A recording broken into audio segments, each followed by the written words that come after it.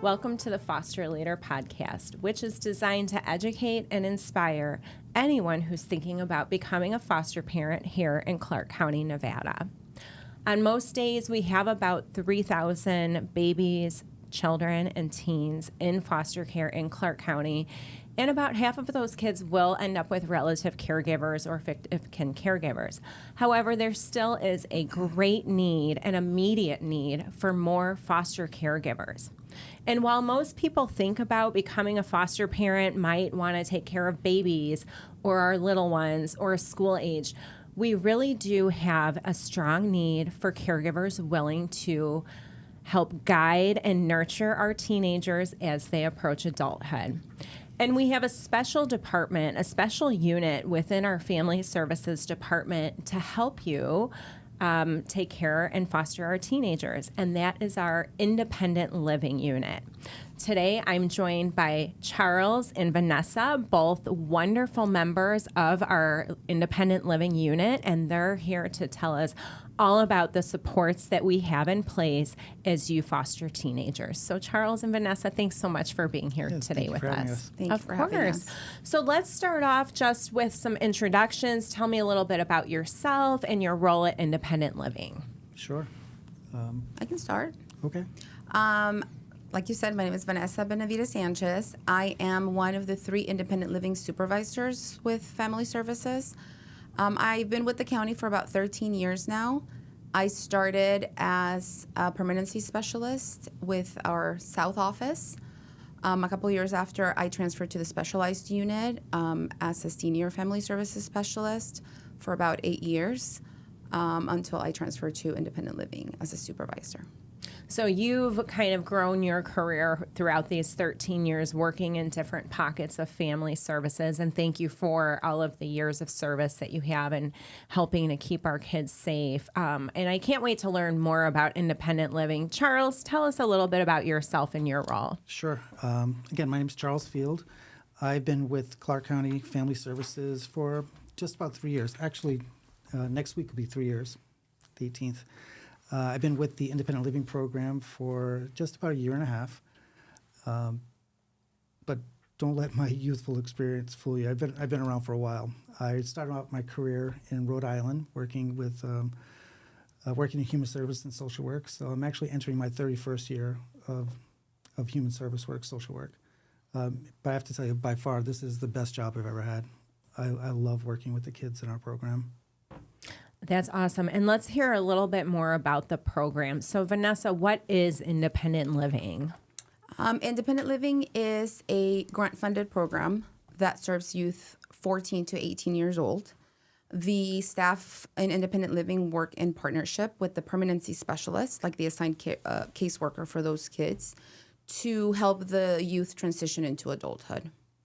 And now, is this a program that's open to every youth? Are they automatically involved in independent living, or is it something that these kids choose to do? How does that work? So the program is voluntary.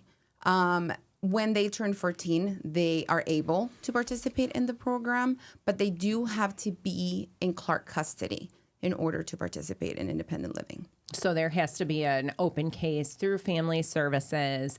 And then, if they're in foster care with a foster caregiver or even a relative caregiver, fictive kin, they can access these specialized services, especially Correct. For the teens. Once they have been made wards of the court. Because sometimes, right, like when they're investigating, the children are in protective custody, they cannot participate in independent living until they are officially in Clark custody. All right. So, Charles, you work directly with these teens that are in care. So tell me, what are some of the things that you're trying to help the teens achieve, and what is it like working with the teens? Sure.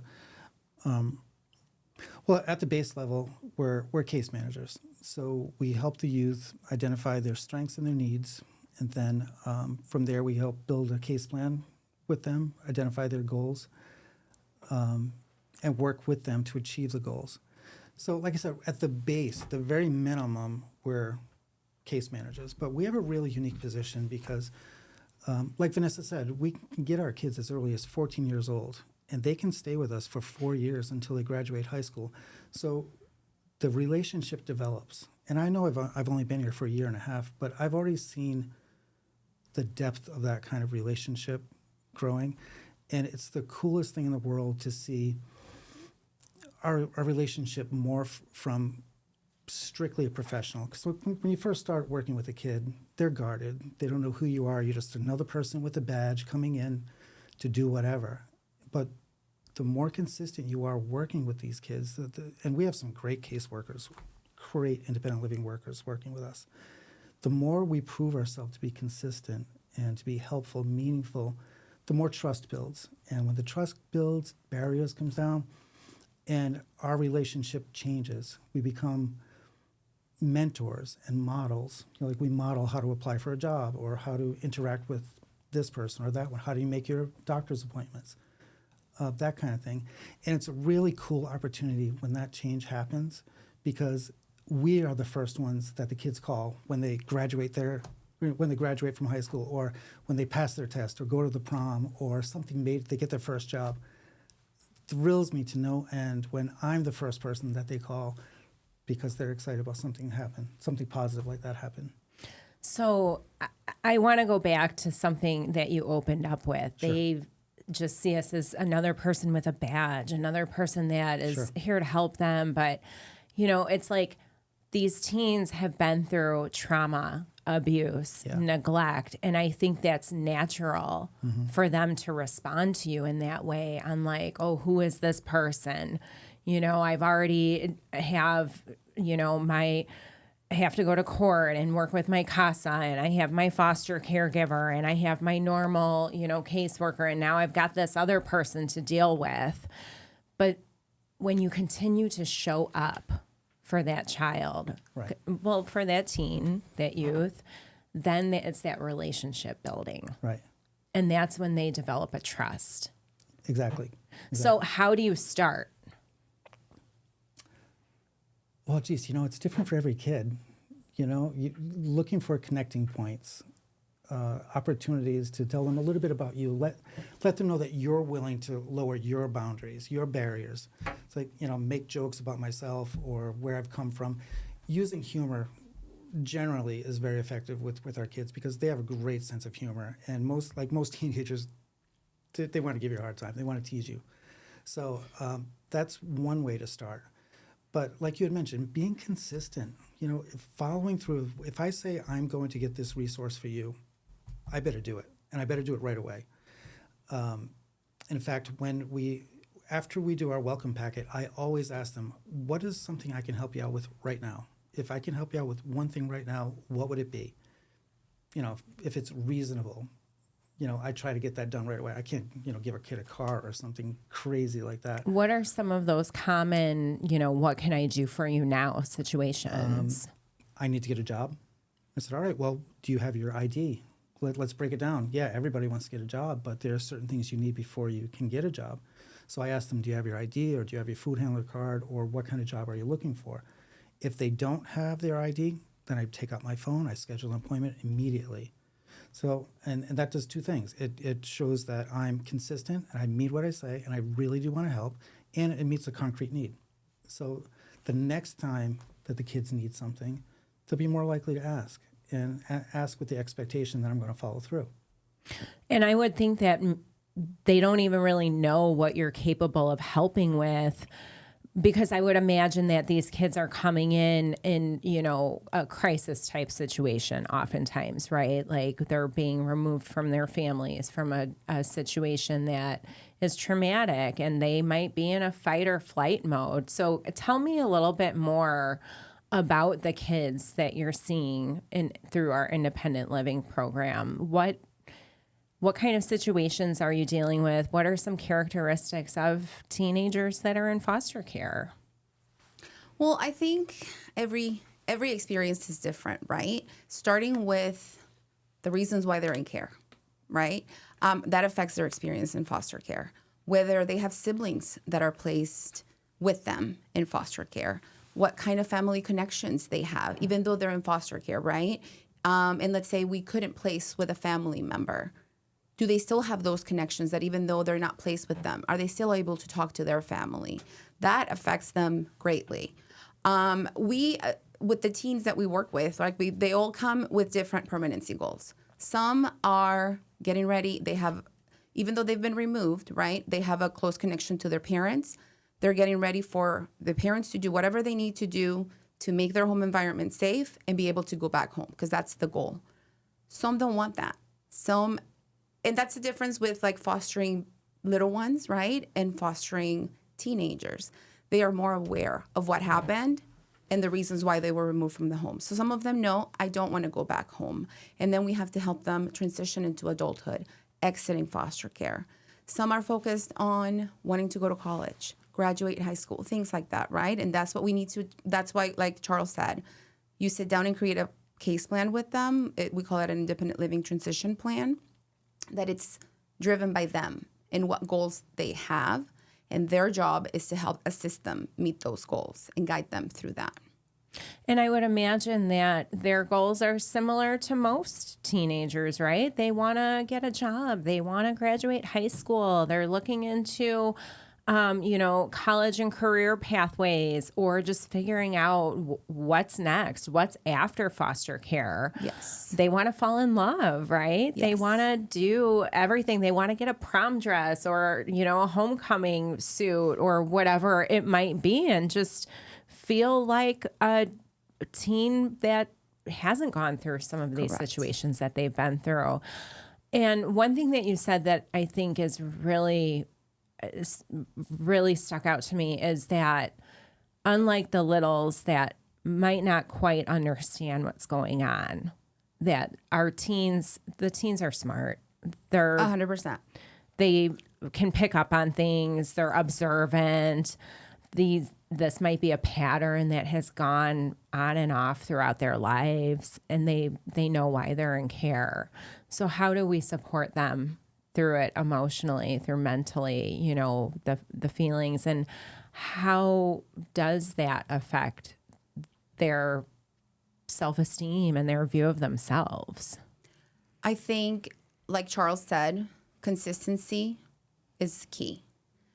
Patience is key. Putting yourself in their shoes, right? Trying to see their perspective. I know that with a lot of our youth, the trauma, the abuse, things that they've seen, they might not know how to express it. And it comes out through maybe some behaviors that people don't really want to deal with, right? But understanding why that's happening and being consistent and being patient, because they have a lot of them, right? Like are used to maybe people giving up on them, or if I act this way, maybe they're not going to bother me anymore, or I'm going to be left alone, right? And being consistent and showing up for them and supporting them, I think it's the best way, because eventually those walls they created will come down, and then you can develop that relationship with them. Yeah, I absolutely agree. The kids in our program, like you had mentioned, have gone through some pretty horrific things, to be honest. And they're so resilient. And, I don't want to use cliches, and I hate platitudes, but I really am amazed, for lack of a better word, for how much progress these kids in our program make. The situations that they've gone through, and, I have this one girl I'm working with, love working with this kid. She went through a very, very, very traumatic situation with her parents. She's in high school right now. She's going to be graduating next year. Her goal is to be a social worker and a lawyer. She wants to get a dual degree so she can help other kids throughout the foster care system. So I love that. And my job, and I think this is what you were asking, my job is to help link her and other kids like her to the right resources to help her overcome the trauma that she's experienced in the past, the residual effects of that, and become more future-oriented, focused on goals that she has. Does that answer? That makes really good sense on, focusing on their strengths. You talked about that before, finding out what they like, what they're good at, and how can we bolster that? How can we keep building on that? Because kids are resilient. Their brains are still growing. They might not be that, toddler or school age kid, but the brain development is still growing for these kids, they still have the ability to form new pathways. And so by building on their strengths, that can be a confidence booster. It can build these pathways so that way they can move forward from the traumas in their life. So let's talk about resources, because I think a lot of what I'm hearing from, independent living is connecting the kids with the resources so they can make their goals. So what are some of the resources that are your go-to resources in the community? When I moved out here about 5 years ago, and I was completely unaware. I've never visited Clark County, never visited Las Vegas, didn't know anything about this area at all. And back home in Rhode Island, I could tell you where every resource you could need as a case manager. If you needed domestic violence help, if you needed homeless support or substance abuse, mental health, it didn't matter. I knew where it was. A lot of these people from these different agencies, I had on speed dial. I could get in contact real quick. So coming out here, I was kind of at a disadvantage. But thankfully, I have a lot of peer support around me, and they've been able to help point me in the right direction if I needed mental health support for a client or whatever the issue was. But beyond that, beyond creating a portfolio of those resources, I've been really impressed with how creative the people in this community are, and how generous they are, and how compassionate they are. And that's a really good mix. So when I need something, I'll ask my peers, and you asked about specific resources.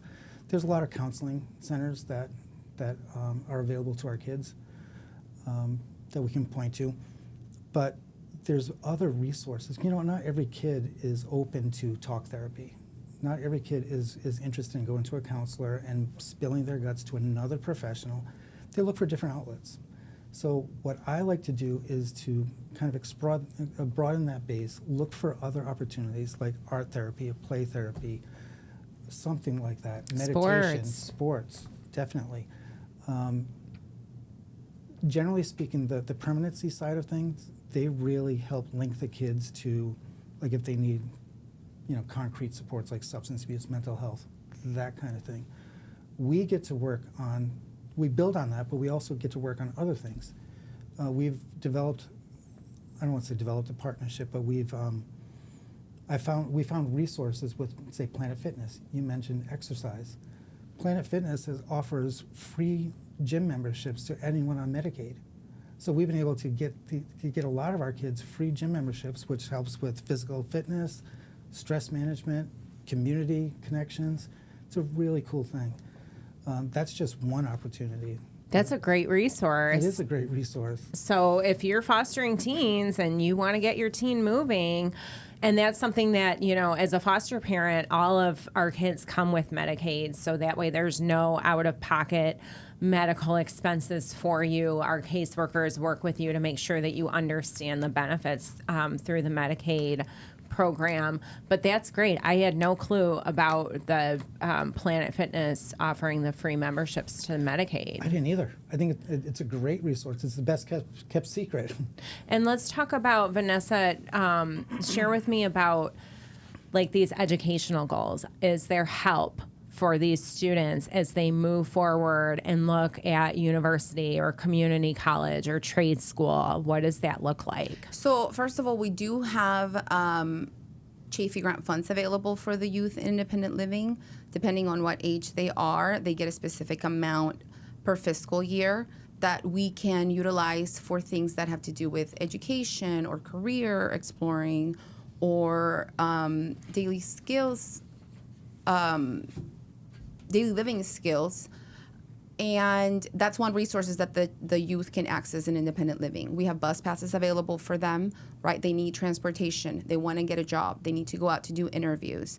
That's another resource that we have. In terms of college, right? A lot of them have that goal. I want to graduate high school and I want to go to college. We have the Nevada fee waiver that now youth who have been in foster care for at least one day after the age of 13, they can apply for, and they can get free college in Nevada. It doesn't work out of state, but it works. If they want to stay in Nevada, they could get free college. We have the educational training vouchers available as well. They can apply for that because they were in foster care, right? And so that also helps with additional like housing in college or books, right? Like additional funding for them. And youth who choose to, let's say, move out of state, they don't want to be in Nevada anymore, they want to go to school out of state, even though they can't use the Nevada fee waiver funding, they can still apply for the other one and be able to use those funds. So as foster parents think about, well, I don't know if I could foster teens because am I expected to pay for college or what's coming up next? No, you're not. These teens are equipped, and the team over at Independent Living can help these kids that are in foster care get ready for this next phase of their life. Like, you don't have to do it all by yourself as a foster parent, correct? Correct. And that's one of the things that really they do. They assist them with teaching them how to apply. How do you apply for college? How do you apply for financial assistance? This is the resource that we have. And guide them through it, not doing it for them, but teaching them how to do it and being there for them so that they can figure it out on their own. They're going to be adults, right? And so they have to learn how to do these things on their own, but they have that support from the staff. And life skills, right? Life skills are huge. I mean, that could be anything from, like you said, getting your ID to figuring out how to grocery shop or meal plan or budget, right? So I know Independent Living offers workshops, correct? What do the workshops look like? We have a wide range of workshops. Vanessa and Shwandi, one of the other independent living supervisors, have really compiled a great calendar, quarterly calendar of workshops that address just about every area you can imagine. We have financial management workshops. We have a cooking workshop that's going on right now. We have relationship building workshops that are designed to help get kids ready for transitioning into their next phase of life, their housing situation. And the thing that makes these workshops really impressive or appropriate for these kids is they're relevant. You know, think about it. The kids, they go to school for 6 hours a day. And then we tell them, oh, you have a workshop you have to go to and sit in front of somebody else lecturing you for another hour, an hour and a half. You got to make sure that the workshops are really relevant. And I mentioned one, the UNR, the cooking nutrition workshop that Vanessa and Shwandi helped organize. It's probably our most popular workshop. We partner with UNR. The professors come down and they teach nutrition classes, about healthy eating, dieting, different minerals and vitamins and what they're good for and things like that. And then after the lecture piece, the kids have an opportunity to engage in a cooking demonstration and sample some of the food that they were just talking about. Very cool. That's awesome. And, I think that's important, especially for our kids in foster care. On our other podcast, it's called The Courageous Caregiver.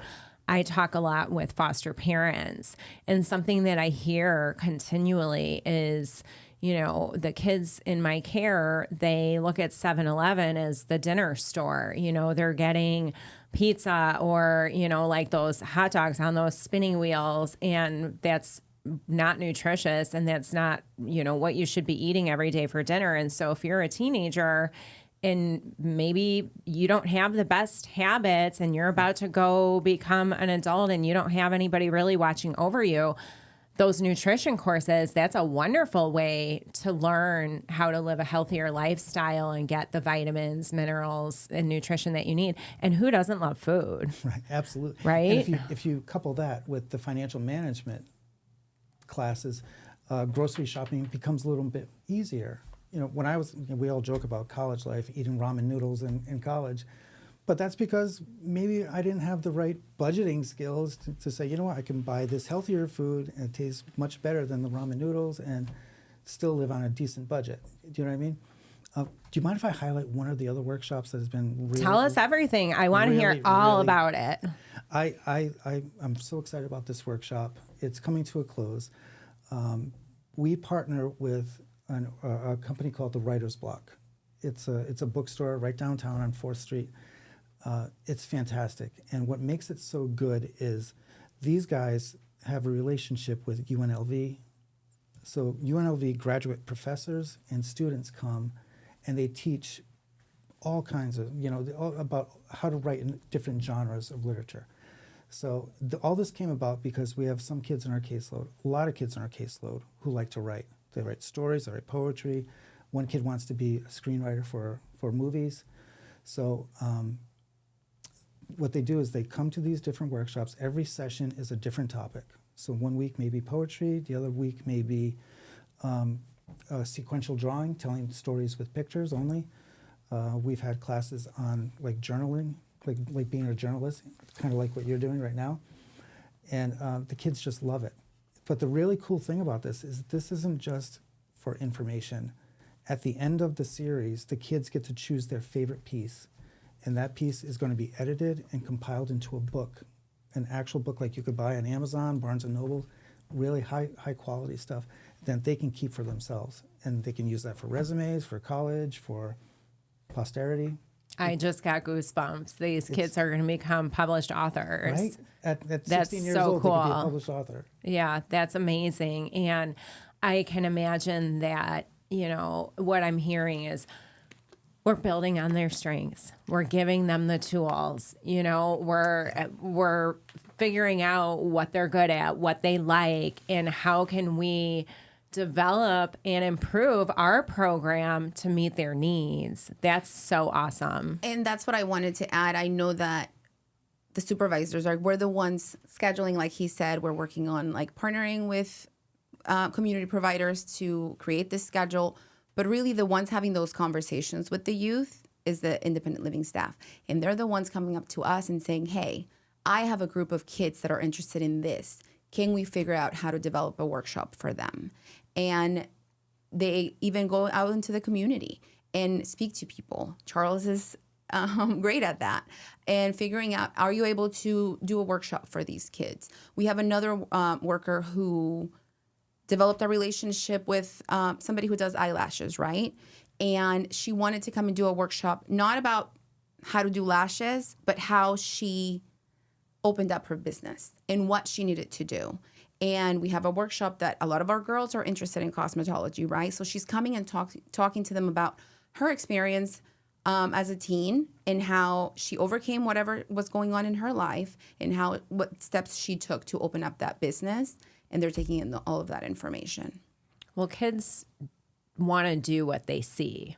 And if they are seeing people that have been through similar experiences as theirs, if they are seeing and connecting with local business owners who are successful, who worked hard to make their dreams come true, then that's inspirational for our teens to say, you know what, I can do this too. And I have this whole group behind me to support me in making these goals. And that coupled with the educational resources, with the Chafee dollars, with a supportive caseworker / mentor through the independent living program, it really is a whole team and a whole group of resources available to help these kids reach their full potential and as they move on to adulthood. So let's talk about people that are thinking about becoming foster parents to teenagers. What is your message to them? What is some advice that you can give them? I think relationship building is extremely important for these teens. I think being supportive, patient, and like I said before, trying to understand what life looks like for them in their perspective, right? I think that patience is key with the teens because there will come a time when, they might push your boundaries, right? Some of those behaviors. But if we take the time to build that relationship and understand why that's happening and support them, we've seen major improvement with that. And I want to hear some advice from Charles too, but one thing that you touched on in being so patient and, they're pushing boundaries, and as a caregiver, the role really is to respond to the child's need. And maybe they're pushing these boundaries because they don't trust the adults in their life. They haven't had people there continuously showing up for them. They have had to figure out how to get their needs met. So maybe they feel like they don't even need your help because I've been surviving and doing this on my own. And here you come along wanting to offer me all this help that I might not feel like I even need, right? They're sort of expecting for people to give up. A lot of them tell us that, right? Mm-hmm. Charles, they push you because they're expecting you to leave. But if you are consistent and persistent and you're there supporting them, that wall will come down. I know that when we were talking about some of the goals that they have, right? Like they do have a lot of goals like typical teenagers that haven't been in foster care have, right? But we have seen our teens in foster care, a lot of them, one of the main goals that they have is building connections. Charles has a lot of youth that's a goal that they want on their actual plan. I want to establish and build relationships, connections. A lot of them want them with family members, but I think it's in general, right? And like understanding that is what they're looking for, even though maybe their actions might not show you that, I think it's key. Well, and the teens that we're serving in the present day today, I mean, look at what they've been through, not just with the trauma, abuse, neglect they may have suffered, but look at how greatly things shifted during COVID. You know, while they're in school now, you have to do e-learning. You can't go and see people in person, right? And then also, as they're suffering from abuse, trauma, neglect at home, and they're not with mandated reporters, they may have suffered longer than necessary because they weren't around somebody that could have picked up on what was going on. So I would imagine that maybe, you know, Vanessa, you've been working, you know, in this field for family services for 13 years. Have you seen a shift in the kinds of needs that the teens have versus before COVID? I think more so now on that relationship building. A lot of it now, but I think that's in general with with teens in general, right? Like everything is now behind a screen, right?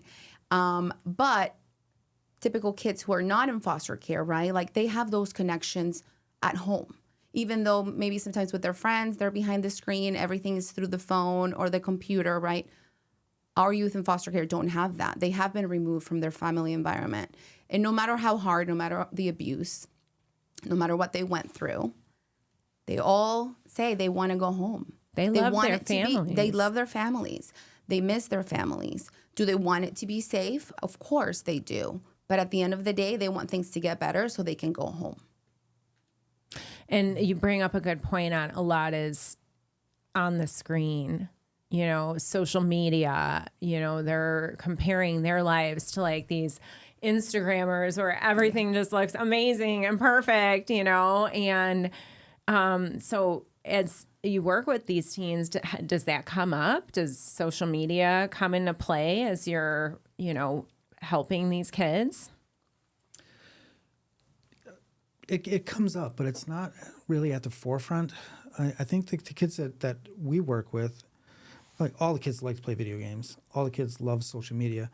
But I think they're used to having caseworkers come into the home, interact with them face-to-face, and take them out into the community to do things. So, like, I have a teenager at home right now, and as soon as he comes home from school, he's on the video game, but he's interacting with his friends, you know, through the console.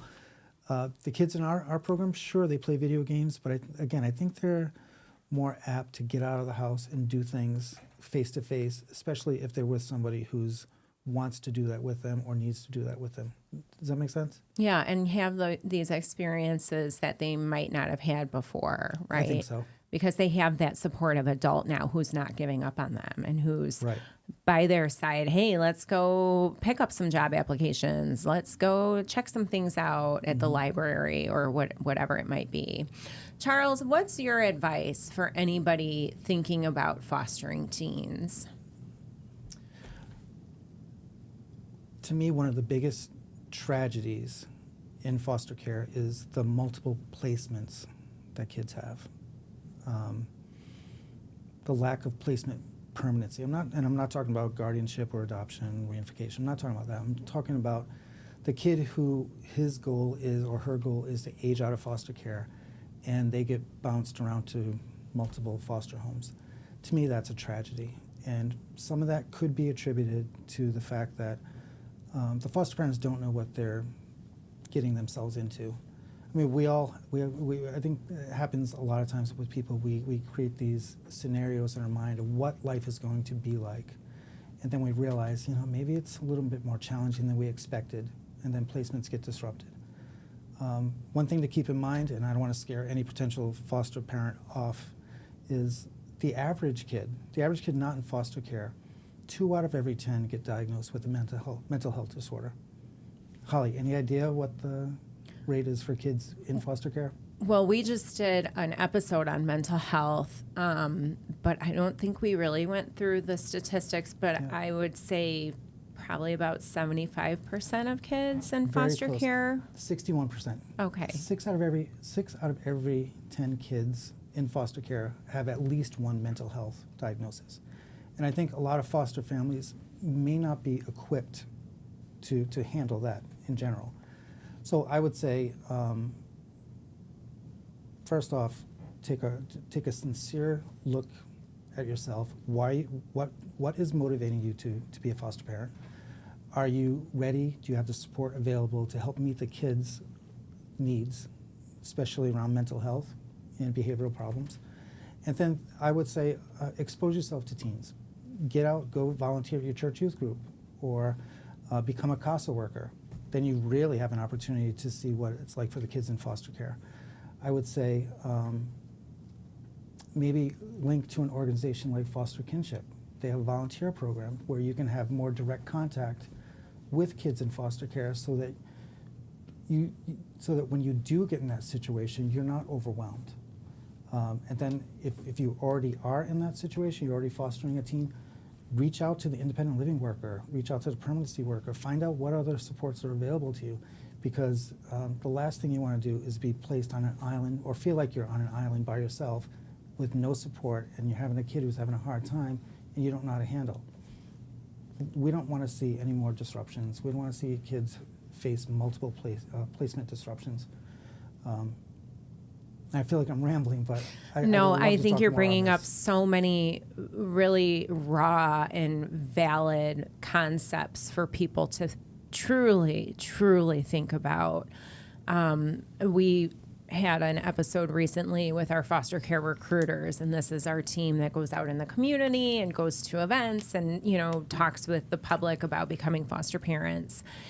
And they have a phrase they tell people, we're not trying to find children for your family. We're trying to find families for our children. So if you are thinking about fostering to fulfill your need to have more kids or to build a family, you might not necessarily find that through foster care, right? We need strong and supportive caregivers that are willing to not take things personally, right? That comes up a lot in our Courageous Caregiver podcast from foster parents saying my best advice is don't take it personally. Kids are going to do these things. They're not doing it to hurt you. They're doing it because they're hurt, right? Hurt people hurt other people. And our caregivers can recognize that and be that support and continually show up. So I appreciate what you brought up too about disruptions, because I think about some of the teens that may have been in and out of foster care their whole lives, that may have gone to family, that may have disrupted, ended up at Child Haven, at our emergency shelter, that may have gone to 2 or 3 or 5 foster homes throughout the course. And I think about that message that teen carries deep within their heart, that they're so difficult or that nobody wants them in their lives. So I think, as you mentioned, to really look within yourself, do you have the supportive constructs around you? Do you have a support system already? Your family, your friends, your church, community support groups, some of the wonderful resources you mentioned, foster kinship, relying on your CASA worker, the independent family worker, right? Can you build that source of support, and can you take care of yourself as you care for some of these kids? Because these kids come from tough places. Right. Yeah, I absolutely agree. The multiple placement issue, if I could double back to something you said about that, it is so significant. You know, kids with multiple placements, they're less likely to have a substantial work history, right? They're less likely to graduate high school or go on to college.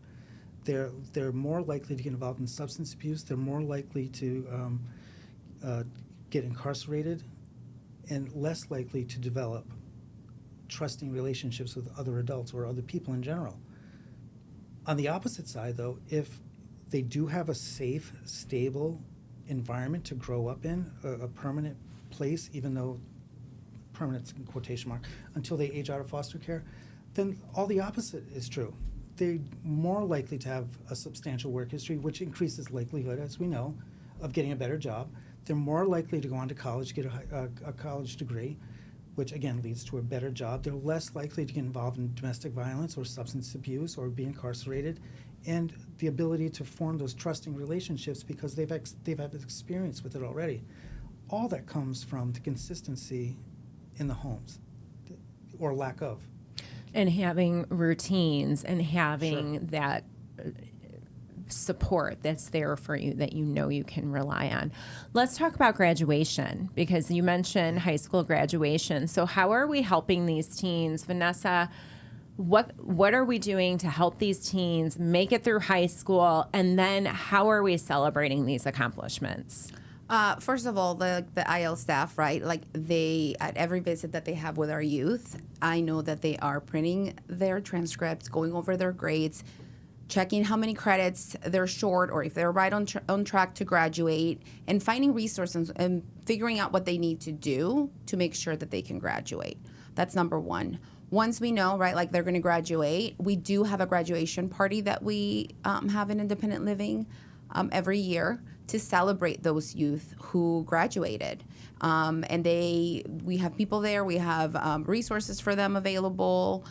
And it's just a celebration because of their hard work. And that's huge. They've made it through high school, which is already challenging for a lot of kids, but they've made it through with some exceptional barriers to cross as well, right? Like moving to hopefully not moving from home to home to home, but sometimes multiple placement options, and figuring out who are these extra caregivers and caseworkers and IL workers, right? So you're not just going to school, coming home, doing your homework. You have all of these other kind of things going on that make it hectic, right? Correct. So it sounds like independent living is really there to help steer these teens to stay on track to graduate. Yes. I love that. And let's talk about what happens after they graduate, after let's say they age out without a, permanent options such as reunifying with their family or becoming adopted. What happens when they age out of foster care? So if they find permanency through adoption or guardianship after they turn 16, the independent living workers stay on with that youth, even though their case closes. They stay informally until they turn 18. So they're still there available for resources. They still have TAFE funds available for them until they turn 18. If they're aging out of foster care at 18, then we connect them with our aftercare program through Step Up, through social services. And they can participate in that program from 18 to 21. And they also get a case manager to help them through, their early adult years. They get a monthly stipend to assist them with becoming independent. They also get a graduation stipend. So if they graduate high school, I think they get $500 for that. They get a move-in stipend. A lot of them are moving in on their own, right? Like an apartment. So they get a one-time move-in stipend. And they continue to get Medicaid if they choose to participate in that program. They do have a case manager that they have to meet with and go over, their goals. And they have to participate in the program, right? They have to either be in school or they have to be working. They have to be doing something to be able to get those benefits. But it's something that is going to help them become successful adults. So even after foster care through the step up, which then moves over to Clark County Social Services, they're still able to have that supportive person behind them kind of working with them. Correct. All right. Well, I really appreciate this conversation today, and I really appreciate what both of you are doing to help guide these teens into adulthood. And, as our foster parents are considering becoming this stable person, this caregiver, providing a safe home, supportive care, and, just providing these teens the love and nurturing that they deserve, really the best thing that they can do is help them develop these skills into adulthood, which could be, helping them fill out those job applications or setting up a bank account, developing relationships and such. So I just want to ask if you have any other final thoughts. Is there anything else that you want to touch on that maybe we haven't explored in this conversation? For me, I just want to say, encourage other foster parents to foster youth, right? Not just like the little ones. Our youth really need advocates, and the more that they have, the better. And be a part of the team. They also come with a team, right? They have their permanency worker, they have their CASA, their IL worker, and be involved. When we have meetings, be involved in those meetings because you're the one taking care of them every single day. Your voice matters. So you should be coming to those meetings and talking about what's going on with that youth, expressing your concerns or the great things that they're doing, right? But be there and be a part of that team. I would say don't be afraid. Don't be shy. Don't avoid fostering a teenager. They're a lot of fun. They're like we mentioned. They're resilient. They have a lot of strengths, a lot of creativity, and they want to be connected to a caring adult in their lives. So I would say don't be afraid. I love that. And are there any success stories that come to mind? Oh, yeah, absolutely. I'm working with this one kid. He's getting ready to age out, and he has developed, well, actually, this is more of a relationship with a caring adult. This young man has gone through multiple placements, but the one consistent in his life has been his CASA worker. The CASA worker has been a friend, a mentor, a parent in a lot of ways, and they have a really strong bond. This kid, when I first started working with him, his grades were terrible. I didn't think he was going to graduate high school. The CASA worker worked with him, and now he's graduating high school, and he's been accepted to UNR. He's going to college to become a computer designer. He wants to be a video game designer. So that's one story about consistent adult in your life. I have other kids that I work with. They have a great relationship with their other kids I'm working with. Have a great relationship with their foster parent. This one foster mom that I'm thinking of doesn't want the 18-year-old girl to move on. She said, "Look, I'll change my license. You can stay here with me," because they have such a tight bond. So yeah, there's been a lot of success stories.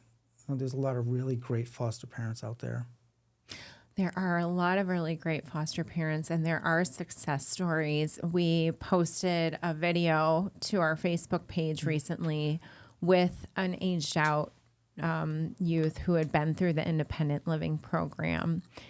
And she talks about the role of the foster parent in this video, and foster parents are here to take on, everything a parent would do for you and, be there to help you develop into adulthood.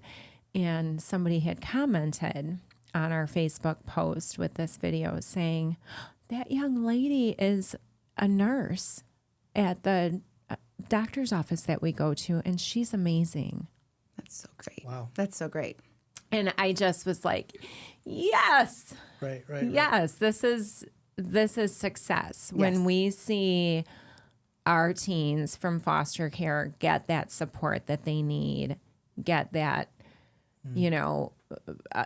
unconditional support, that no matter what you do to try to push me away, I am walking alongside of you. I am here to catch you when you fall. I'm here to help you make your own decisions. And I'm here to help you become an adult. That teen will be successful. And mostly in part because of strong caregivers and the wonderful independent living program that we offer through the county. Thank you. I'm excited. I'm excited to see the kids where they're going to end up 5 years from now. Me too. Well, thanks for being here today again on our Foster Leader podcast. Thank you. Thank you. As you know, we have a strong need in Clark County for foster caregivers of all ages, but we hope, especially after listening to today's podcast, that you might have an interest in taking care of teens. Being a foster parent to a teen can be challenging, but it can also be really rewarding and can help that teen really develop strong relationships that will carry them through their lives. To get started on your foster care journey, you can go to clarkcountyfostercare.com. And if you're still not quite sure, we recommend you listen to more of our Foster Leader podcasts. And if you can't help as a foster parent, you can volunteer as a CASA. You can come volunteer at Peggy's Attic. There's so many ways that you can get involved to help our children reach their full potential. So thank you for tuning in today.